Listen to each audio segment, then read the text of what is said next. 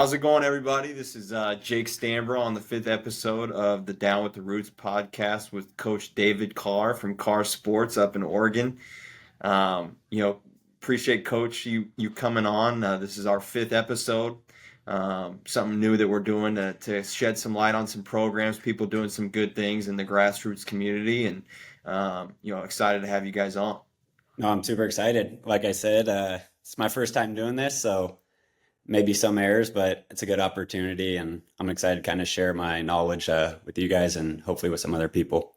For sure, for sure. So, one of the things that we kind of start off with that, obviously everyone's story is unique. Tell the story about you. You can take it as far back as you'd like, maybe when you were kind of growing up, coming up within basketball yourself, or just recently. How did you come about in the basketball space, and how did Carr Sports, your guys' programs, come about? Yeah, so I started it. This is actually going to be our 10th year. And the reason I started it is likely due to my injuries. I grew up playing basketball pretty much every day. I'd go to the park for a couple hours. The goal was to always play professionally. Had a great high school career. And then during college, my career got a little sidetracked. I tore both my ACLs. I had a really bad concussion. My eyes weren't working for a little bit, and I didn't quite get back to my health to continue playing basketball, but I never wanted to have a regular job, and I wanted to stay in the competitive environment of basketball. It's something I loved doing. So after I graduated, I had a full-time job, was doing that, and then started on the side. And then after a year or so, they took us all back to training for our full-time job, doing medical sales. We went to training, and then a week later, they laid everybody off in my division because insurance was no longer covering our devices. And it allowed me the opportunity to go full in on this, and I've done it ever since, and it's been great. And things work out in a weird way, but it worked out for me, and I'm continuing to grow and really enjoy doing it. For sure, for sure. So, as somebody that has played at the college level like yourself, obviously there's kids these days everywhere you go that they're it's basketball's everywhere now, Yeah. and the kids these days are preparing. I feel like more early than ever to ultimately get themselves to the next level. What's maybe a misconception that you feel like kids don't understand about the college level that you can speak to, that just something that feel like the college level is about, that kids need to understand as early as possible. I think the biggest thing is the numbers of how many kids get that opportunity, especially at the Division 1 level. I think now with the transfer portal and the JUCO rules, it makes it much harder now for high school guys to go directly to college. And I think a lot of kids, and I kind of would say more families, don't understand the sacrifice and the time commitment it takes to make it that far. Um, I think on the sacrifice end, my brother's going to Wake Forest, Isaac Carr, and I think a big thing that people don't understand is like we'd be on vacation and my dad would drive him 3 hours to go to a practice. And I Hmm. think majority of people see his success and be like, I want to do that, I want to be like that. But then they go on the vacation and they don't want to skip to work out. They don't want to come back to practice. They don't want the inconvenience uh, of what the reality is to make it that far, unless you're 7 feet tall. I think if you're 7 feet tall, you got a much better chance. But Right. I think that's one of the big hurdles. I think another hurdle is just the competitiveness. I think, like you talked about, of people starting early and specializing early. I think the kids, from my experience, that I know that have made it to a higher level, yes, they specialize early on, but a lot of those kids would be really good at other sports as well because they're competitors, they're really good athletes, and they have the work ethic and the desire to be really good at something. And I think a lot of that gets misconstrued. Yeah, a lot of that gets kind of blown off a little bit, and some kids want it, but they don't match it with their work ethics. and their Sure. families don't match those work ethics too, because they'll make excuses like, "Hey, we're on vacation, so we can't do it." Well, you're not going to get the results that some kids want. Right. Right. No, and I feel like you constantly see guys at the next level these days that were highly regarded in high school that haven't really quite figured it out yet at the college level, or maybe sitting on the bench somewhere, or picking a school to transfer to. Their process becomes a lot longer, just based off of or hurdles that they're seeing, or things that like you said, that are challenged at the college level, that are new to some people, new to some kids. So um, any good Eric Ravino stories, or Yeah, Portland? so Yeah. when you asked me that, I was looking back on it. One of the better ones that I have is one of the first times he was recruiting me, my mom went up to him and said he had something on his shirt right here, like he spilled something. He looked down and she flicked him. Uh, Completely caught him off guard a little bit, but it was all good. I mean, I'll always have a lot of love for him. I had a very rough experiences with injuries. We actually had our son as when we were sophomores, my wife and I, Mhm. at UP. And he gave her a job and she worked in the basketball department, and they were very supportive of our family, and definitely couldn't have gotten through without him and his support, for me and my family. So he's always been great to us. And you said your mom did that to him, or he did that to your Yes. mom? No, my mom did that to him like one of the first times. I don't, it was just right in the hall of the child center. I kind of remember it. But you could tell he was thrown off. So your mom's got some personality then. Yeah, she definitely does. Well, it's funny that I didn't know your brother was at Wake Forest. I actually used to Well, be he's a going GA. next year. He's still a senior. Okay. Yeah. I actually used to be a GA for Steve Forbes. Oh, So, really? Yeah, he's awesome. yeah. And he's got a Love, personality. he does. And him and my mom, they went back and forth some on stuff, and he was great. He came out a few times. We got to meet him. We're really excited for Isaac and the opportunity to play for them. Good, good. Describe the basketball culture. Obviously, you've been through it. Your brother's been through it. There in Oregon, is it on the up and up? I mean, there's obviously been some really good players that have come through there recently, and over the years. But just describe it yourself. What does it look like for you? Are there any challenges?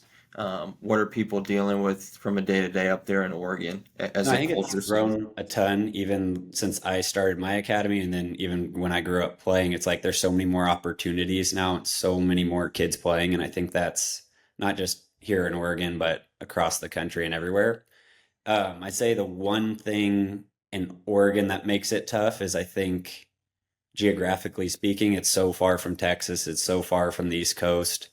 So I think at a young age, certain higher level kids don't, obviously they have, some kids have the opportunity, but it's harder to get to see, across the country what other kids are doing at that age.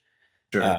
just geographically speaking, I think the grassroots of basketball has done a good job of, you have those opportunities. They just come with a cost and travel, and it's hard to go to the East Coast a lot, especially for the kids to do that. But as far as locally in Oregon, I mean, there's so many more trainers, teams. There's gyms available. I think when I was growing up, there was one big gym. Now there's dozens at least where kids can go play. Right. So the opportunities are easier to get in the gym, I would definitely say. Um, I think having to combine the EYBL teams has been somewhat of a challenge at the top level up here. Um, but overall, I think it's grown, and to see Peyton Pritchard have the success he's had. Uh, Recently, Jackson Shell said with Oregon, Yeah. those guys coming out and having success at the next level, it definitely garners a lot more respect for the area that they came from. So it's awesome to see those things. For sure.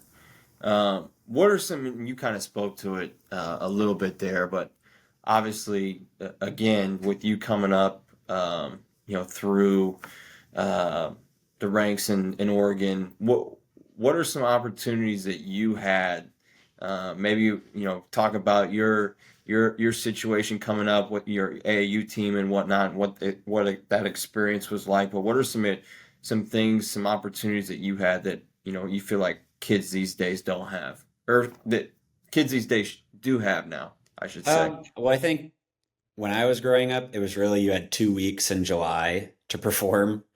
For the Yeah. most part, I was on the first EYBL team when it was first created. Hmm.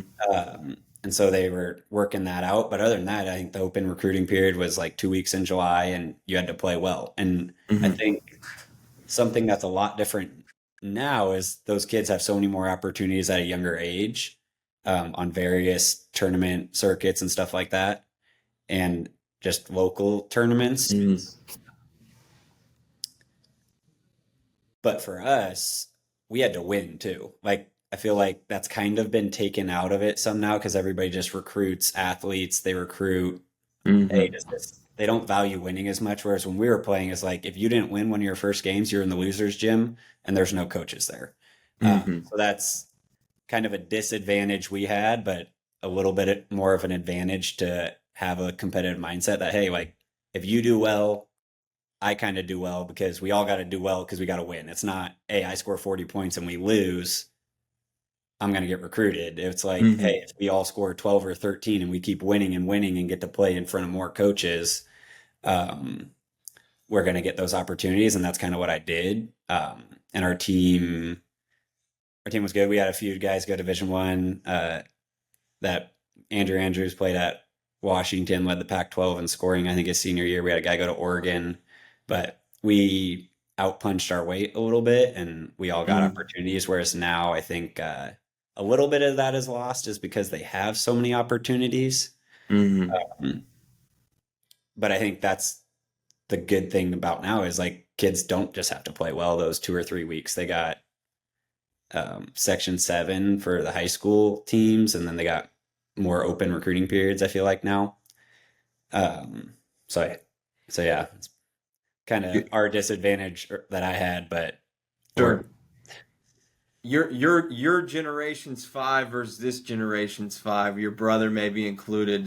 Who went the best five that you got up there in Oregon? The best five. Who wins? well, everybody's always going to say their generation wins. I think our generation are better competitors, but not as good at athletes. The kids now are just so much more athletic, and you can see it in the NBA. You can see it everywhere.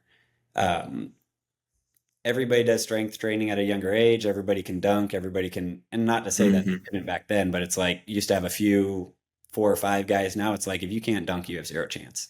If you can't Yeah. windmill, you're probably not playing Division 1. Yeah. And that's the thing that so many people don't understand is like the small guards, they never dunk in games or anything, but if they're just playing around, they can go windmill. Yeah. And kids are so much more athletic now across the board. Yeah. Yeah. Um, Speaking of the grassroots level itself, what's one thing? Obviously, you've been doing this for 10 years now, and even before then, playing at a high level within the grassroots space. What's one thing that you like about the grassroots space as it currently stands, and what's one thing that you feel like has to change? Well, I got a few that have to change, but what I Uh, like is just there's just so many opportunities. It's like if you want to, you could go play a team from New York this weekend, and you could find mhm. really good teams to play, or you could go down to Mhm. California, and there's always a pretty good event to get to. Whereas in the past, it was like just not enough. Mhm. So that's kind of, I think, helped grow the game and grow sports and create that depth of athleticism and more kids wanting it because more kids want to get there. A few of my things that I wish would change, I wrote them down. Uh, I think that one of There's the a biggest things there's a that, lot for sure. yes, there's definitely a I lot, but feel one of the like. biggest things I think, especially at the youth level, once you get to the high school level or like the later years of high school when kids are getting recruited, it doesn't matter as much. But I Mhm. think the age thing, I think Mhm. if there was a calendar year of like July to July, and if your birthday falls here, you got to play this level. I think Mhm. my son plays a year to 2 years up, and he's one of our better players on our top team. Um, and I think it's great for him because he gets to get challenged. He gets to go against kids. I think it's a detriment at the youth age to have a 15, 16-year-old playing eighth grade Mm-hmm. because they're just not developing the same as the other kids. But now on the other end, it serves them much better in high school because now they're a year or two older than kids and they get to get recruited against those kids. Yeah. So finding that fine line and balance, I think, would be good for more of like up to eighth grade, and then high school. I don't know how you're ever going to stop it because I don't know how that would work exactly. Sure. Um, and then one other thing that I think would be awesome at the youth level is if somehow, I don't know exactly how you do it, but you get the top six teams from every state. So that's about 300 teams. They all play each other. Out of that, the top two go and play a regional, and then the top ones go and play each other. Because that way, I think you can get not only the shoe circuit teams and events, but it'd be awesome if they could all collab. They could all come together. Hey, this is my best team. This is your best team. Let's see who's better. You're giving me ideas now. Yeah, no, but I think the hard thing is getting everybody on board because, Sure. to piggyback off that is you don't want people snatching. I think if somehow once you commit to a club or a team, you got to be there for a year. Yeah. You got to play out the year. Then there's an open period in July, and then you can switch, and then it goes Yeah. again. Because I think the hard thing now is you got one really good team in each area that does some travel, but they have five different players every weekend, and half those kids don't even live in the state, so you're not No getting continuity. Yeah.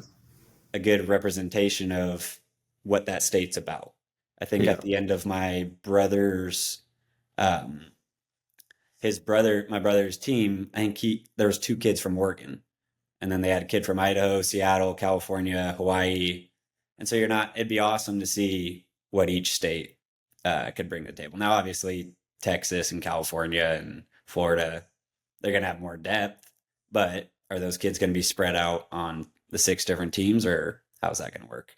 So I think that'd Sure. be a sweet idea, something fun. Yeah. Um, if you had to build your perfect event, you kind of just Yeah, mentioned it. that was kind of Yeah. that question too. It was like, Yeah. Yeah. But what could what are some teams? Obviously, you guys have traveled a little bit and have been up there locally. I mean, who are there any teams, and maybe they're your friends, or maybe they're teams that beat you guys, or maybe they're your rivals. Who knows? But are like, I mean, obviously you have the floor right now, and there's some teams that maybe you guys want to play and or enjoy playing. And are there any teams out there? What would be your perfect event if you had to pick maybe four programs to go play? four programs. I don't Maybe know it's somebody exactly. you've never played before. Yeah, so and that's the other thing that I try to do a good job of is because I try to diversify what events we play in somewhat just to get different competition because at least in Oregon for my top youth team, there's kind of like four teams that can all kind of beat each other. But Sure. then outside of that, you're going to kill everybody or you got to play up a couple years.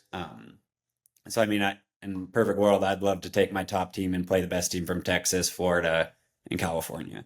And if we lose by Hmm. 30, we lose by 30. But at least those kids at that age get to see, hey, these dudes are doing this. This kid's this strong. This kid can do that. Now I got to go work and do that. Yeah.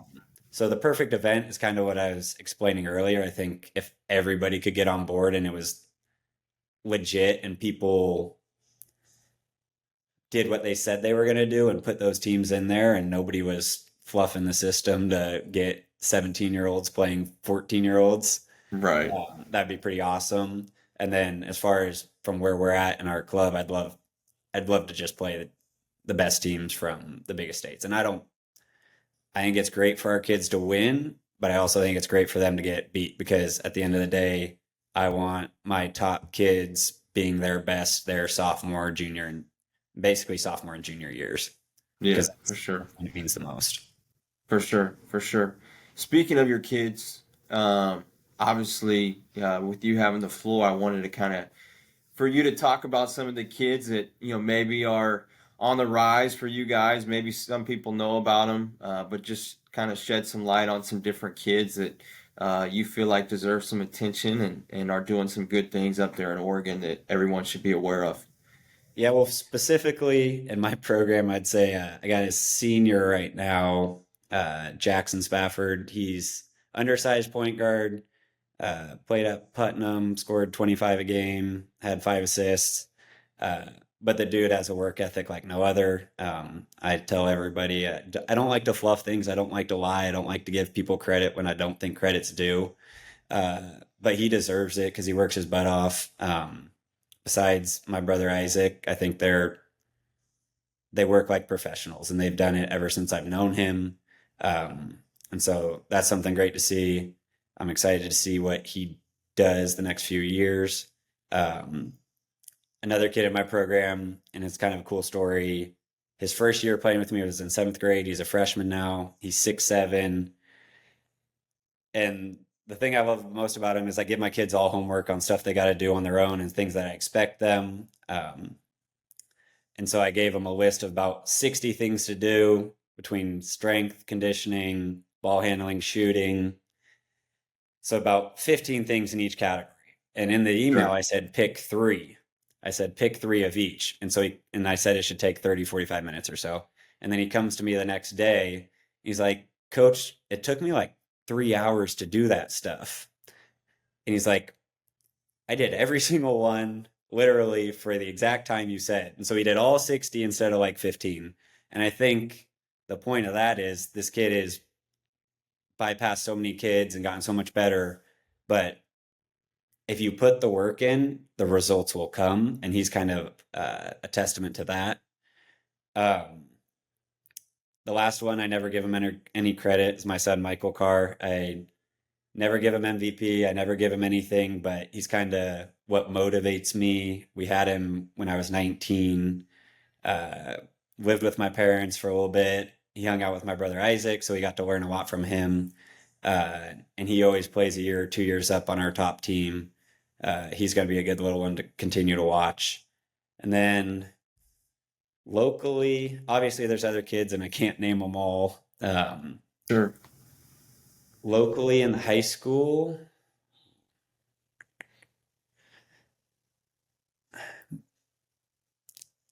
it's hard to tell. I don't know. It's hard to tell on that. Yeah, yeah. But obviously some teams to look out for, and I'm sure some great kids as well to keep an eye on. Obviously, one of the better programs up there in Oregon, and then any kids. Obviously, you've been talking about some kids that are we need to pay attention to. Can any of them? Do you go head to head with any of them at practice? Oh, do Obviously, I? yeah, they're probably watching this, so maybe you can shout some of them So out and my say that. knees were bad, so I stick to golf. Okay, okay. But when I A was lot of kids watch this stuff though, and they'll yeah, say, oh, like 5 or 6 years comment ago. on So their coach. specifically my younger kids, because I can still shoot the ball and I can pass the ball and I can Yeah, throw passes and do stuff. They're like, oh dang, I didn't know you could do that. So yeah, if we're ever having a bad practice and I'm super competitive and I usually hold it in and I'm pretty good, yeah. but if the kids are being lazy and piss me off, I'll go into competitive mode and every once in a while I'll play. And I used to do it with my high school kids, and one time I did it and it was a very bad idea. Uh, I was kicking their butt and doing what I was supposed to do, but I kind of hurt my knee a little bit, and I was just like, Uh-oh. I gotta stop doing this. But more Retired. so when I see them being lazy, uh, myself and some of our other coaching staff that have played a lot, they do a really good job of hopping in and showing them. And it's always great to see uh, the kids be like, oh, you were really good, or oh, you do know what you're talking about. Because so many times they just see you in street clothes. They don't Yeah, yeah, picture you as the basketball player or the experiences that you had. So every once in a while, it's good to humble them and show them why you're doing what you're doing and why you kind of had the knowledge that they should probably listen to if they want to continue to grow and get better. for sure, for sure.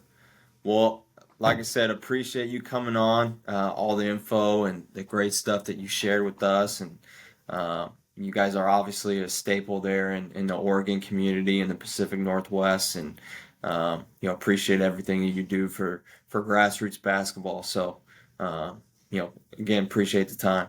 Awesome. Yeah, thank you. I appreciate doing this. It was a lot of fun and would definitely do more of these in the future. It's awesome. Thank you. Awesome. Appreciate it, man.